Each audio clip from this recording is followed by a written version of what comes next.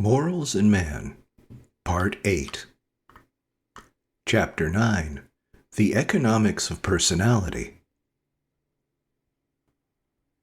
It is therefore according to the dictates of reason that ultimately all material things should be ordained to man as a person, that through his mediation they should find their way to the Creator. In this wise we can apply to man, the human person, the words of the Apostle of the Gentiles, who writes to the Corinthians on the Christian economy of salvation. Quote, "All things are yours, and you are Christ's, and Christ is God's." Unquote. Just as in the living organism, it is impossible to provide for the good of the whole unless each single part and each individual member is given what it needs for the exercise of its proper functions, so it is impossible to care for the social organism and the good of society as a unit unless each single part and each individual member, that is to say, each individual man in the dignity of his human personality, is supplied with all that is necessary for the exercise of his social functions. The revolt of politics from ethical principles which we have been considering was paralleled by that of economics. But this latter went further. It has not only cast off the control of religion and ethics, it has also emancipated itself from the control of politics, the service of the common good, an emancipation which arose from the doctrine of laissez-faire, the appeal to the principle of non-interference. Human life was thus doubly poisoned. Ethics and a fortiori religion were relegated to the position of one among many departments of life, without connection with the rest. The individualist's pursuit of wealth threw off the shackles of even a material common welfare. The theorists were not wanting to make the world safe for plutocracy. In philosophy, metaphysics had since the time of Descartes and his immediate scholastic predecessors become more and more discredited, until finally it was scrapped. Descartes had turned man, the psychophysical unity of St. Thomas, into an angel in a machine. His successors scrapped the angel and left the machine. Parallel with the current of thought ran the current of events. The Industrial Revolution of the 19th century was not a revolution, but a natural outcome of a process which had been going on for centuries, quickened by the coincidence of a number of mutually interactive influences.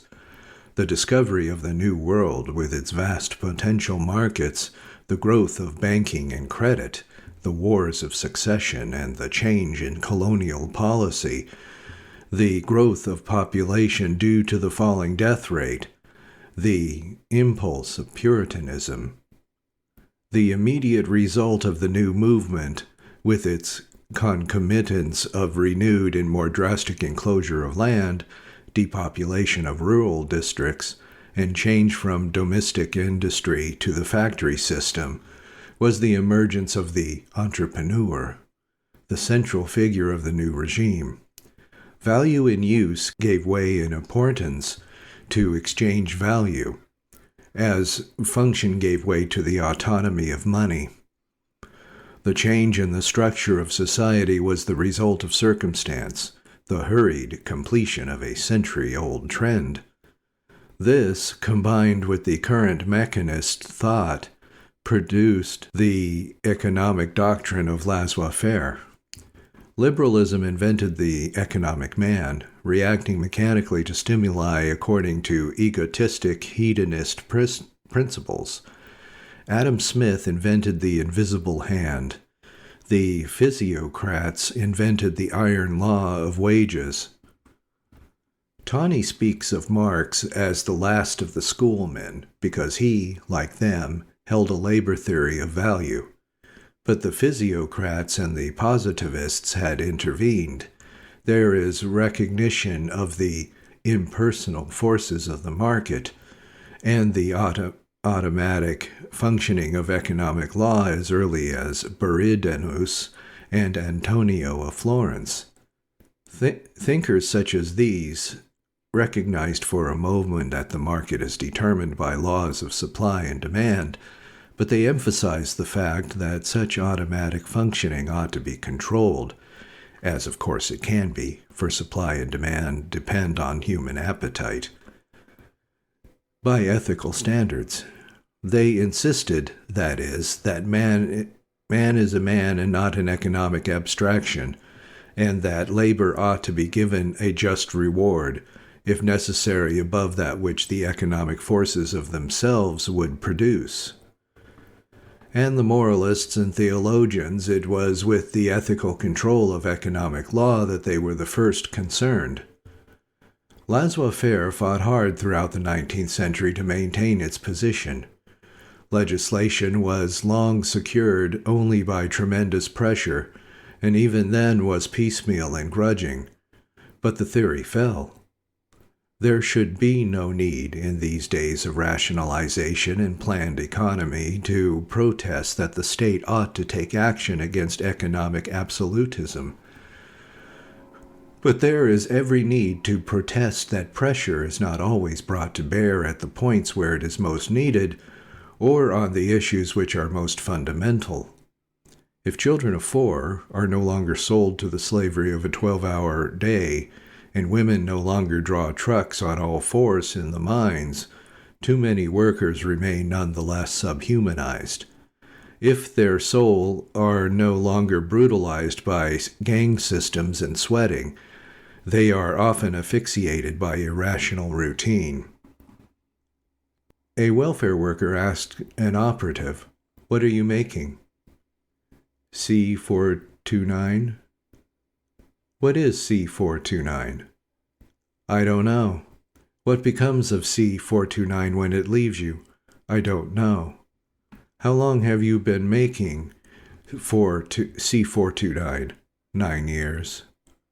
But, as we have seen, we cannot seek the remedy, the subhumanity of the machine age by scrapping the machine, the material organization of the world by science and invention, writes Mr. Christopher Dawson.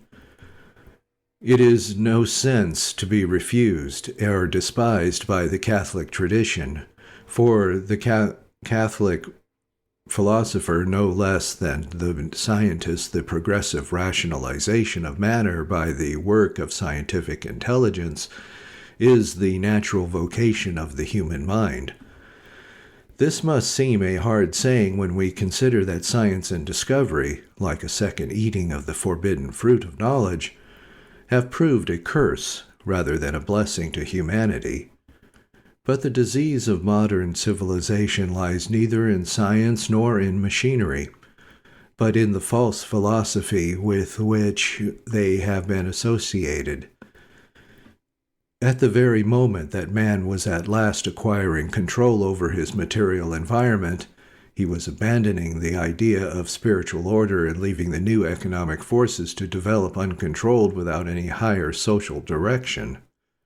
But though these ideas accompanied the rise of the machine order, they are in reality profoundly inconsistent with that order and with the scientific genius. And today they are either dead or in process of dissolution.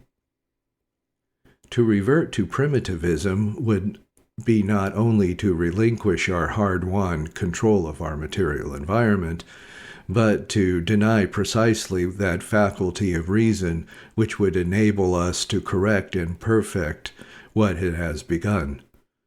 We have made the machine. We can remake it, having learnt our uncomfortable lesson to better effect. Our duty is to discriminate, not to destroy.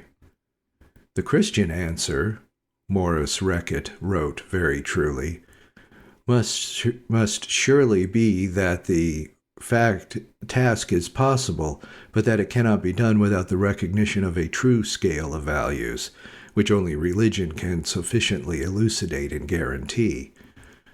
The blind acceptance of machinery in all its existing form, and for all the purposes for which it is now employed, is a form of idolatry which the Christian can never submit. But there is an opposite recklessness in the wholesale condemnation of machinery which seems to carry the unperceived implication that God has made a mistake in giving to men scientific and inventive capacities. The Christian responsibility is essentially one of discrimination, a responsibility which, in regard to this matter, Christian thinking has scarcely begun to fulfill. And the same writer goes on to offer a number of suggestions as to the lines of such discrimination should take in the way of direction of invention, surrendering of certain products altogether, recovery of joy in work, restriction of the machine to its proper sphere. If the mass of men are not creative, society is rotten and must inevitably decay. The preservation and utilization of the creative faculty is the end which must govern our economy. Machinery, such is not opposed to this. When the machine controls the man, his skill evaporates. When he guides or controls the machine, his skill remains and may even be enhanced. True, the machine must be consonant with the human creativity not only in use, but in the making of it. It is not enough that men who use it should be responsible and creative workmen if the men who make it are not. But even this necessity need not altogether daunt us. We have to remember that the economic structure as we know it has been built in complete disregard of Christian or humanist ideals. Human invention has had other motives. We should not despair, in view of the ingenuity already proven, of the possibility of that ingenuity being put to new uses. Nor should we minimize the fascination which machinery holds for so many minds, which makes the controlling of them and tinkering with them congenial. What we have to aim at is the pure, mindless work which is still so common at our present age. And there is hope, it would seem, of achieving this. Stuart Chase enumerated 3 stages in the evolution of the machine. First, he wrote, they supplied more power to the skilled worker. They increased his output but left his job substantially unchanged. Second, they subdivided the manufacturing process, allowing unskilled or semi-skilled workers to feed them, remove the output, and carry on the few repetitive motions which their tending required. This is the robot stage. Third, they replaced the unskilled worker with their own steel fingers, doing the feeding, processing, packaging themselves. The skilled man comes back into the picture as inspector, repairer, adjuster of delicate controls. His job is interesting, non-repetitive, requires intelligence. The robot has largely disappeared. It is to the development of this third stage, already according to the writer to some extent established, that we have to look. There also is the possibility that many of the problems which face us today in this connection will be solved by the utilizing of our newly discovered source of power, more especially in the changes that this may bring about in the working and living conditions. We have more to do, however, than reorganize our existing machinery. It is not merely that we must use it in the wrong way. We have also to ask ourselves whether we are not guilty of using it, and using it on the vast scale, in the wrong place. We have more to do, however, than reorganize our existing machinery. It is not merely that we use it in the wrong way. We have also to ask ourselves whether we are not guilty of using it, and using it on a vast scale, in the wrong place. There are things that only the machine can do. There are things that the machine can do better than the hand. There are other things that the hand can do better than the machine, and that the hand ought to do if man is not to suffer. It is sometimes argued that we ought to abolish machinery because, quite apart from the fact that it produces unemployment, it must result in the leisure state. And this is evil, for the devil finds work for idle hands. Better to be employed by man than by the devil.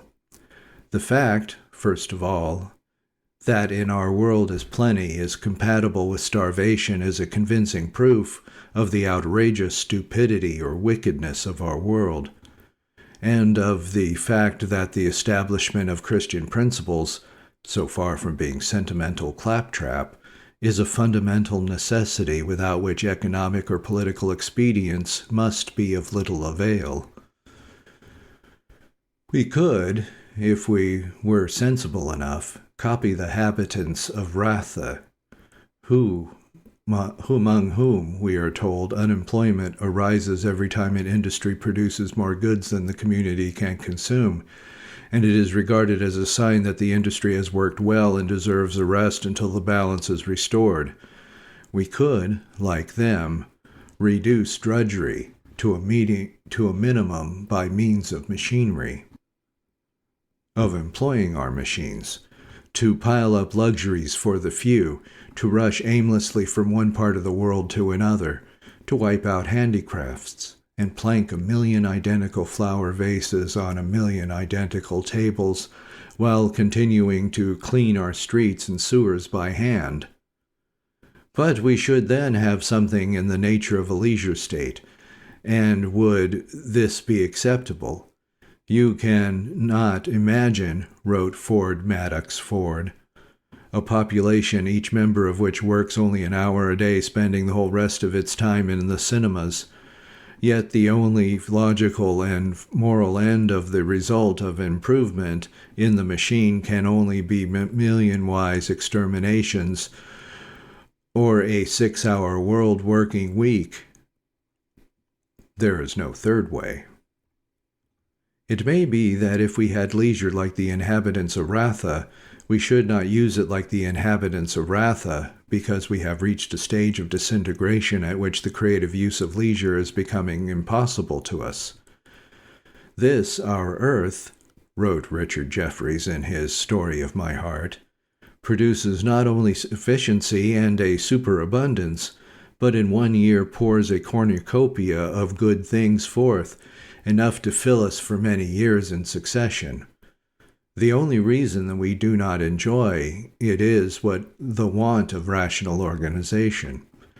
I know, of course, that all who think know that some labor or supervision will always necessary, but I maintain that 1/10, nay, 100th part of the labor and slavery have gone through will be sufficient, and that in the course of time, as organization perfects itself and discovers advance, even that part will diminish. Is ideal man, then, to be idle? I answer that, if so, I see no wrong, but a great good. I deny altogether that idleness is an evil, or that it produces evil, and I am well aware why the interested are so bitter against idleness, namely, because it gives time for thought, and if men had time to think, their reign would come to an end. It gives time for thought. Jefferies was of the opinion that men would find employment enough in the perfection of their physical frames, in the expansion of the mind, and in the enlargement of the soul. But should we? Or should we merely watch endlessly, perhaps with unseeing eye, the television, until, bored beyond endurance, we begin to exterminate one another with all the resources of modern science? The fact is that unless we have and preserve some creative work, we lose our humanity. And while the machine should save us from the work that is non-creative, the drudgery, the sweeping of our streets and the cleaning of our sewers, should not take from us the work that is creative and that our hands can do better, There is a tendency to elevate the sanctity of labor to a universal and all-inclusive maxim, to regard any work done with the hands as noble, and this is to shut our eyes to the fact that plenty of manual labor is neither noble nor creative. There is simply a tendency to regard not only the leisure state, the complete or almost complete absence of labor, but leisure itself as harmful. And to this the words of Jeffries are a salutary counterblast. But on the other hand, there is the danger of viewing humanity under too roseate a hue, of thinking that a world freed from the necessity of toil would be an earthly paradise, whereas it would probably be in a very short time a bedlam. Man is called to imitate the perfection of God by becoming himself a creator, and that must surely mean that his creation, the highest function of his humanity, cannot be relegated to the unimportance of an occasional pastime, a thing which he can potter of an evening after the business of the day is done. The making of things is the expression of man's personality. It is the fundamental thing, and if we give it over to the machine, we are giving over our humanity to the machine. The flagrant example of this self-betrayal is found, of course, in the activities we are accustomed to call the arts. But creation is not, or art not to be, limited to the fine arts. Art is defined as the right way of making things, anything whatsoever, so that we have arts of cookery and horsemanship, as well as of carpentry, painting, and music. In normal societies, the artist is not a special kind of man, but every man is a special kind of artist.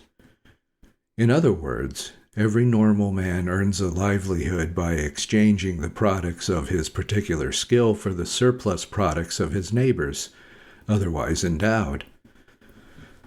Thus, every man has a vocation which is also his livelihood. The word vocation rings strangely in modern ears, accustomed to think only in terms of jobs, and of all kinds of jobs only as a means to leisure. The idea of vocation, or calling, once the economic basis of civilization, will appear only the more strange the more we look at it. It is in this vocation that man expresses himself, not indeed willfully, with a view of exhibiting himself, but precisely because it is his very own nature that fits him for the vocation to which he is summoned by that nature. It is by means of, and not in spite of, his work that he can grow in intellectual and spiritual stature, whether he be a cobbler or an architect. We shall not become men. On the contrary, we shall become more and more subhuman if we make our machines do for us the work which would have expressed our natures and raised our statures, and leave ourselves only the privilege of minding the machines.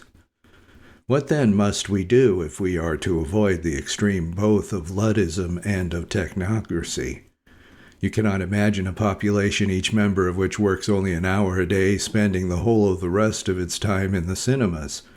But you can imagine a 6-hour working week population spending considerable time in regaining its mental and intellectual health, growing string beans, attending on milk goats, moving hurdles for sheep among the roots, weaving woolen stuffs, thinning out woodlands, carving bedposts, painting frescoes in cinema halls, felling timber, and having all its afternoons and evenings most of the winter months for the movies, the theaters, the concert halls, the churches, the nightclubs, the dancing floors.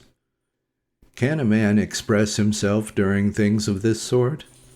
You will be met at once by the objection that people do not like growing things. There can be no greater mistake. The only thing that all men like is obtaining something for nothing. And there is no greater thrill of satisfaction than seeing, pushing through the earth, the first shoots of the seeds you have sown. and no state can be called civilized that, along with bread and circuses, do not accord to all its subjects the sacred right to dig. If we dig or sow, or do whatever fits our natural bent, not as a hobby, but as our main concern, then we can hope to be able to do two other things satisfactorily: to make our machines serve us, and to make use of the leisure time for contemplation.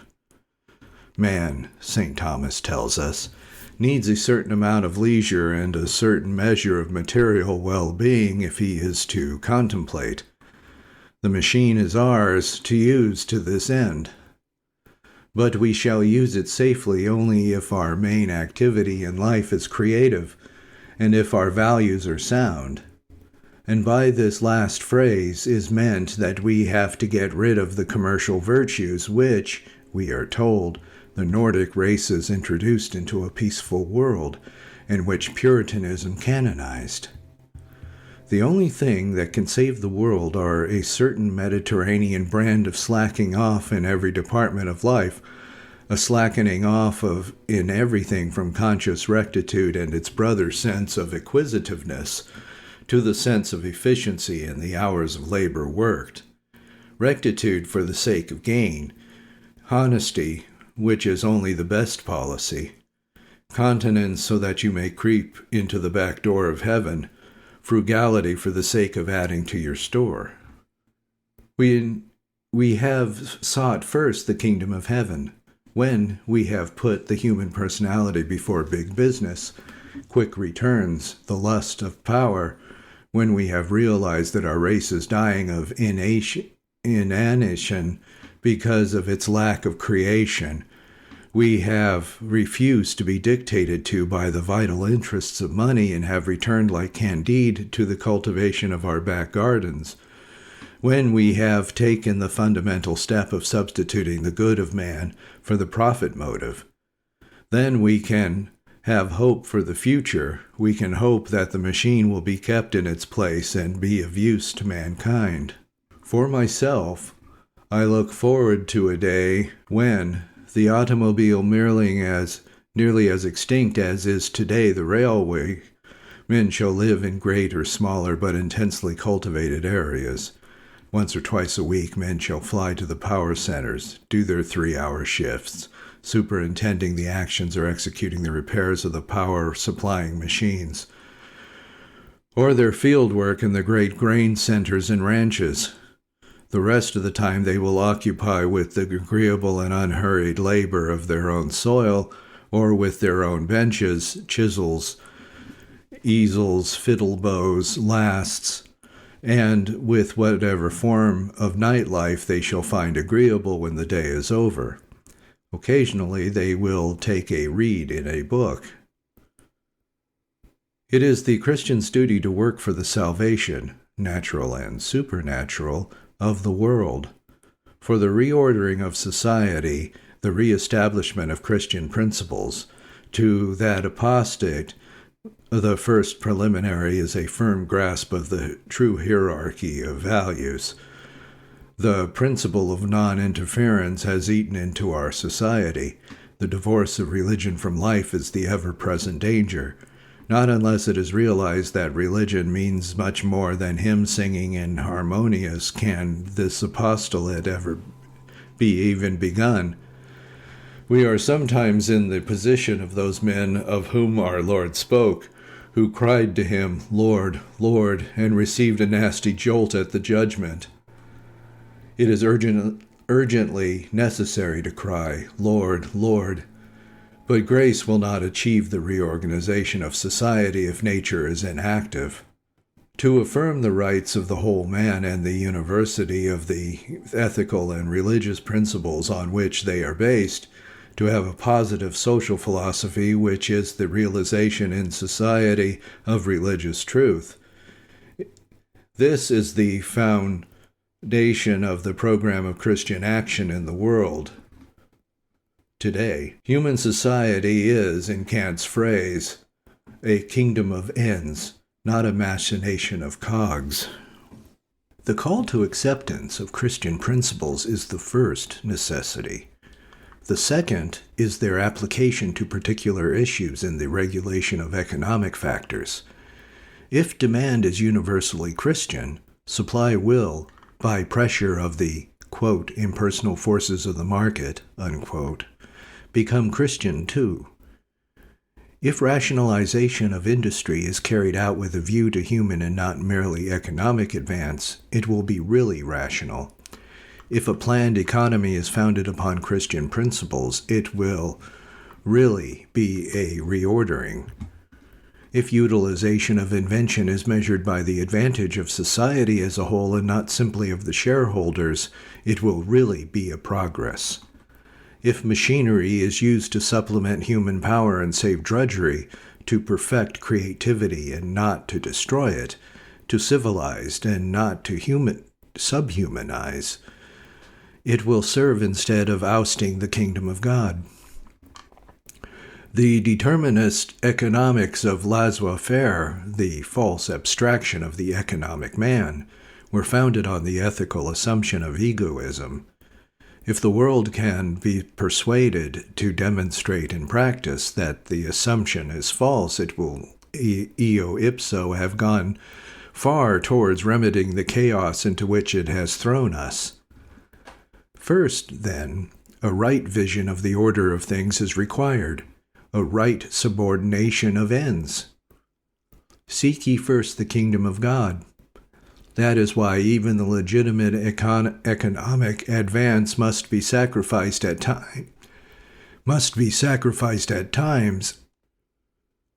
That is, first then, a right vision of the order of things is required, a right subordination of ends.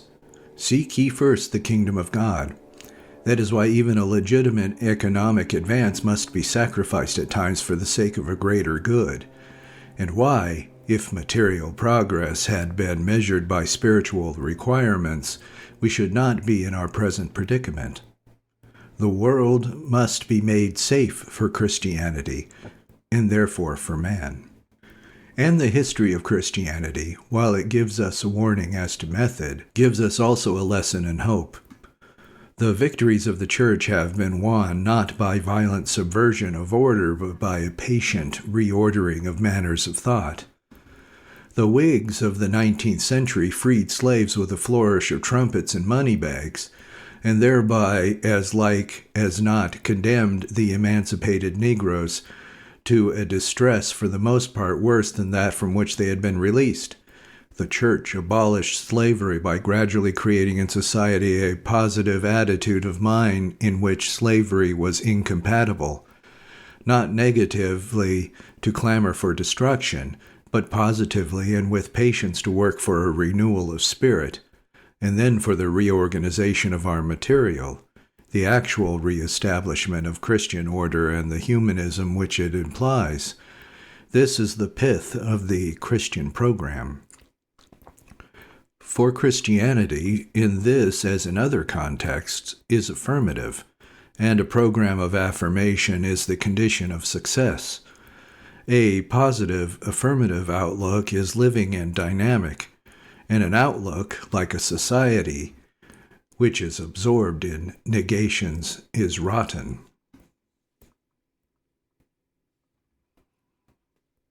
Chapter 10. Christian Marriage. And Adam called all the beasts by their names, and all the fowls of the air, and all the cattle of the field. But for Adam there was not found a helper like himself. Preceding chapters have discussed the life of man in terms of that seeking for perfection through the actualization of the potential, in which, according to the view of St. Thomas, we are to come to the likeness of God insofar as it may be shared by human nature.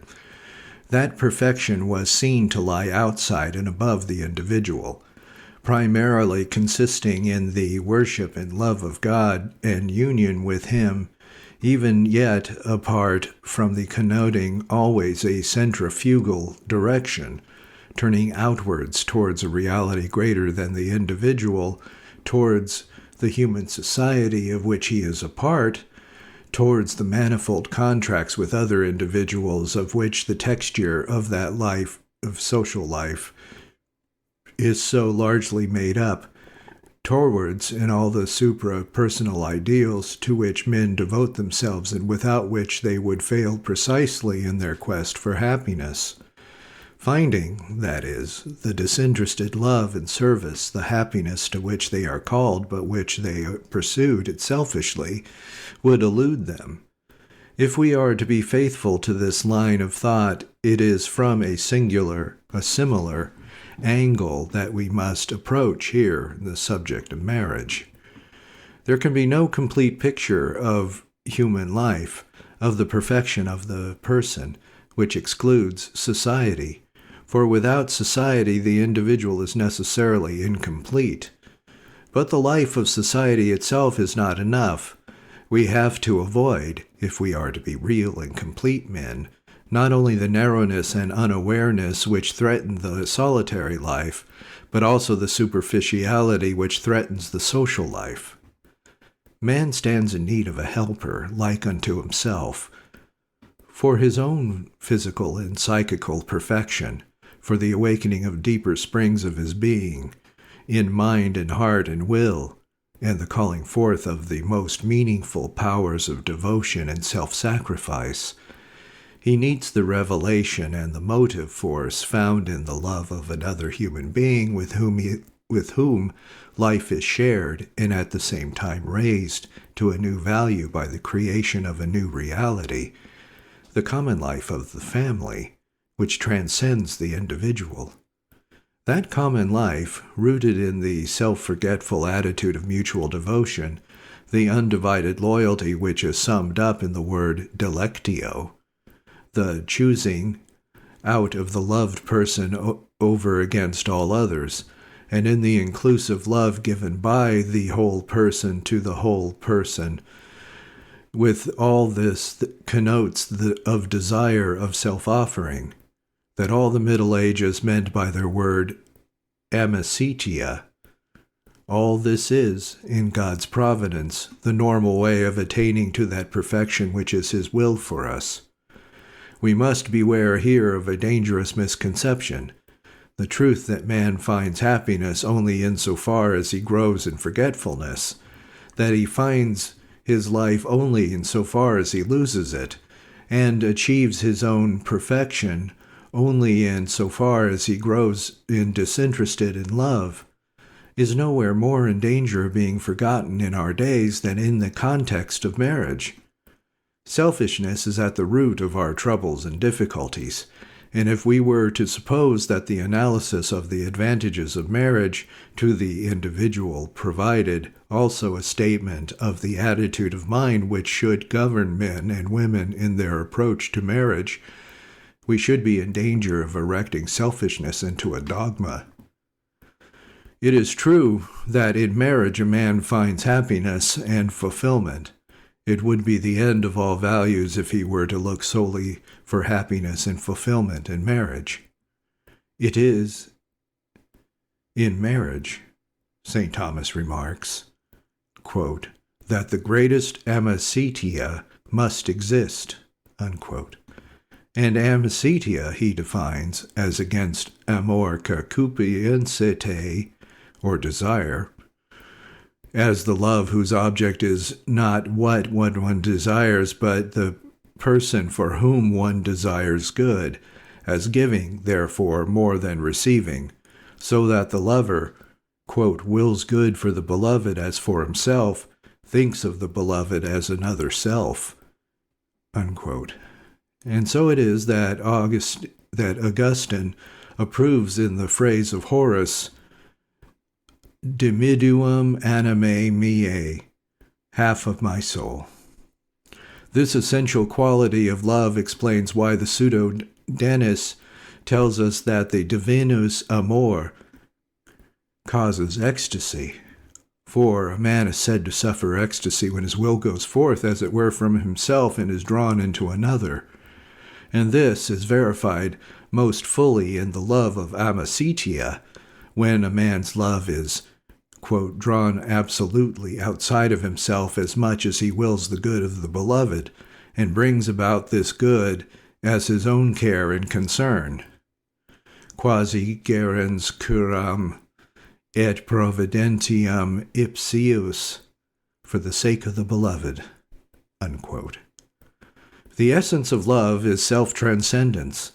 It is in the fact that in marriage, especially amicitia, is to be found, that St. Thomas sees a proof of the dissolubility of the marriage vows, for the deeper the amicitia, the more stable and lasting it ought to be. And it is only insofar as this love, as against selfish desire, is found in marriage that happiness can be hoped for. The burden of the Church's warnings about married life today is that this idea of love is the danger being most lost. The crumbling of stability which easy divorce has brought inevitably in its train, the degradation of sex to the level of a plaything, in D.H. Lawrence's phrase, a cocktail. The breakup of the family life and the disappearance of family, pietas. All of these are evidence of the loss of our world of the idea of the nature of love and, in consequence, of marriage. We do well to remind ourselves of Lawrence's scalding indictment of counterfeit love. The peculiar hatred of people who have not loved one another but have pretended to, even perhaps have imagined they really did love, is one of the phenomena of our time. True, we must not forget, on the other hand, his warning, we are none of us all of a piece, none of us all counterfeit, or all true love. The tragedy is that in an age peculiarly conscious of counterfeit, peculiarly suspicious of substitute and the swindle of emotion, particularly sexual emotion, the rage and mistrust against the counterfeit element is likely to overwhelm and extinguish the small, true flame of real loving communion which might have made two lives happy. Herein lies the danger of harping only on the counterfeit and the swindle of emotion, as most advanced writers do. But we cannot be too fully alive to the swindle itself. A young couple fall in counterfeit love and fool themselves and each other completely. But alas, counterfeit love is good cake but bad bread. It produces a fearful emotional indigestion. When you get a modern marriage and still more modern separation, as the stability, the diuturnitas, which is of the essence of marriage, is more and more completely forgotten, and the idea of sex as a plaything more and more generally accepted, marriage tends to be regarded more and more exclusively as a pleasurable, fleeting experience which carries with it no obligation and demands nothing more heroic or more human than the procuring of a little sensual and selfish satisfaction, and the giving of a sentimental and superficial consideration. And the core of this counterfeit is seen in the growing indifference to the thing which love essentially demands, childbearing. Real love is creative. Beginning with absorption in the loved person, it grows into an imperative craving for the creation in common of a new thing, at once their final expression of love and the formation of a new entity, again both transcending the individuals and exalting them, the family. The perfection of the person normally demands that consortium which is the completion of two persons in one another on every level of life, but it demands equally a second thing, the creativeness without which that consortium itself is meaningless. There must be, in Lawrence's phrase, the oneness gradually accomplished throughout a lifetime, but there must also be the creation in which this oneness is expressed. The quest of being a potential creator and lawgiver, as father and husband, is perhaps essential to the day-by-day life of a man, if he is to live full and satisfied. And in this instinct for creation is yet deeper and more imperative in woman than in man. But we shall do violence to the idea of marriage not only if we neglect either of these two things, the love of man and woman and childbearing, but also if we separate them. Each has its perfection and its full meaning of the other. Each without the other is truncated. Love from which the idea of children is excluded is sterile. Childbearing, which is not prompted by love, is arid. Here again, then, we must be aware of an overemphasis. The primary end of marriage, in the Christian view, is the creation of a family. The greatest dignity of man and woman in this creative act which makes them, in the grand phrase of Pope Pius XI, the ministers, as it were, of the divine omnipotence. Where this is left out of account, the marriage is necessarily in danger, through selfishness, of becoming no more than the indulgence of an individual, and the tendency today to leave it out of account demands more than the usual emphasis upon it. But on the other hand, we shall be doing a grave injustice to the Christian conception of love if we underestimate the value of all other elements essential to marriage. If we concentrate so exclusively on the idea of the family as to forget the idea of companionship and the love of the two individuals for each other, from which it springs and which in reality is essentially identified, that a man should regard the woman he marries as an instrument through which to accomplish his own perfection is unthinkable. On the other hand, to view marriage simply in terms of a procreation prompted by a sheer sense of duty would be to rob it of its deepest value, to render it inhuman, to make the children not the natural fruit and the expression of love, but the effect of a cold and inhuman calculation, while it would end equally in treating the woman simply as a childbearing machine.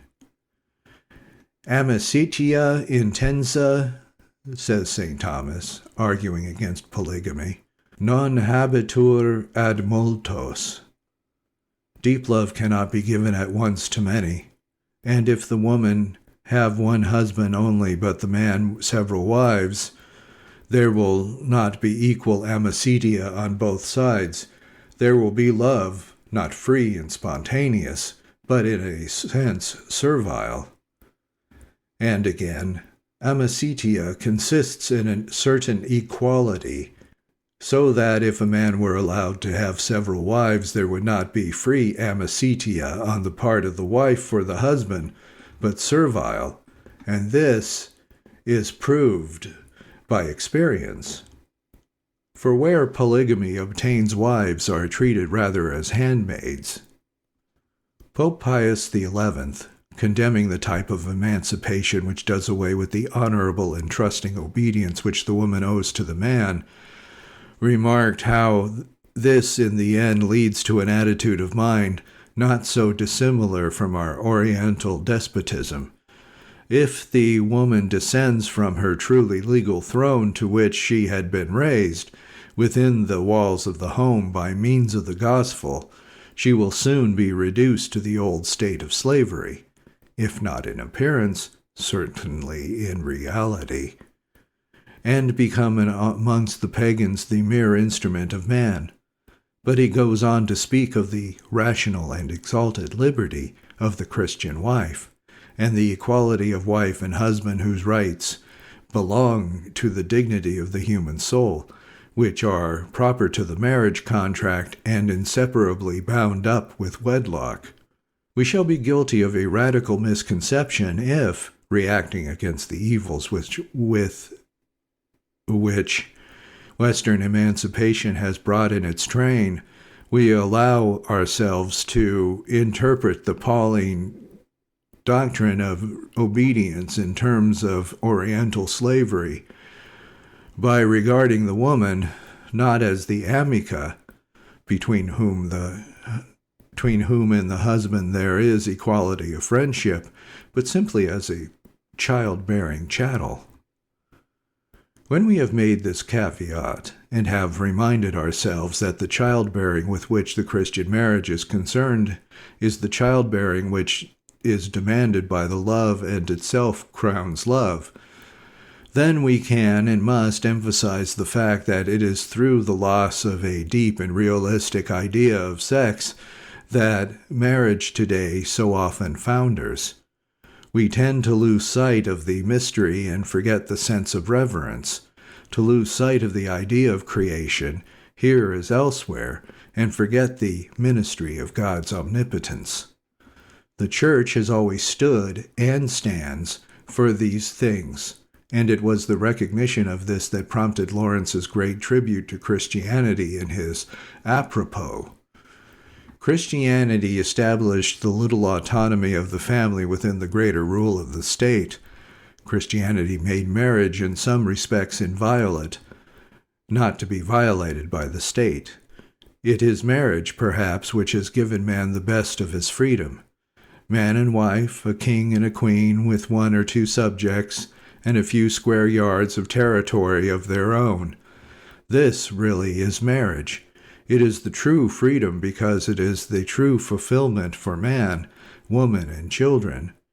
And the Church created marriage by making it a sacrament of man and woman united in the sex communion and never to be separated, except by death. Marriage, making one complete body out of 2 incomplete ones, and provided for the complex development of the man's soul and the woman's soul in unison throughout a lifetime. Marriage, sacred and inviolable, the great way of earthly fulfillment for man and woman in unison under the spiritual rule of the Church. The Catholic Church recognizes sex and makes of marriage a sacrament based upon the sexual communion for the purpose of procreation.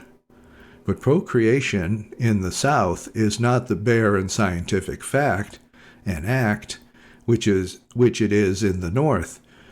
The act of procreation is still charged with all the sensual mystery and importance of the old past. The man is a potential creator, and in this has his splendor.